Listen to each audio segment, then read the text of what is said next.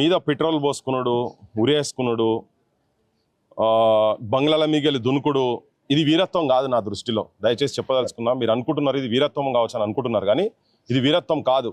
కానీ త్యాగం కావచ్చు, కానీ ఆ త్యాగం అవసరం లేదు, ఆ త్యాగాలు చేయాల్సిన అవసరం లేదు. ఈ గడ్డ మీద అది అవసరం లేదు. కథనాన శత్రువుల కుత్తుకల నవలీల ముత్తరించిన బలోన్ మత్తులేలిన భూమి వీరులకు కానాచిరా తెలంగాణ సూర్యులకు మగశాలరా అనే చరిత్రలో పుట్టినటువంటి వాళ్ళం మనం.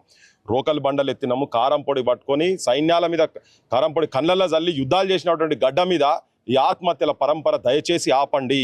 ఆత్మహత్యలు చేసుకోవద్దు. పోరాటాలు చేసి బందూకులు బట్టి తోపులకు వ్యతిరేకంగా తోపులకు ఎదురుండి కొట్లాడినటువంటి యువతరాన్ని కన్నా ఈ నేలల మీద ఆత్మహత్యల పరంపర దయచేసి ఆపండి. ఆత్మహత్యలు చేసుకోకండి.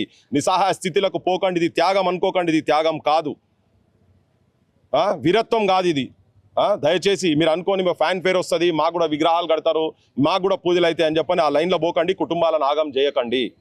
క్లియర్గా చెప్తున్నా, కుటుంబాలను ఆగం చేయకండి. ఆత్మహత్యల పాలు చేసుకోకండి. మీ కన్న తల్లిదండ్రులు ఉన్నారు, ఇక్కడ భార్య పిల్లలు ఉన్నారు, అమ్మ నాయనలు కూడా. మీరు పోయిన తర్వాత జీవితం మొత్తం వాళ్ళకి నరకం అవుతుంటుంది.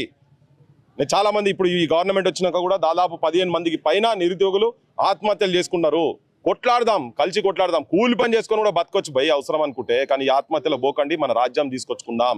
అందుకనే నాకు క్లియర్గా అదే నేనైతే అంటున్నా, నిస్సహాయ స్థితిలకు పోకండి మీరు దయచేసి. మళ్ళా చెప్తున్నా నేను, ఈ ఆత్మహత్యల పరంపర ఈ నేల మీద ఆగాల్సిందే.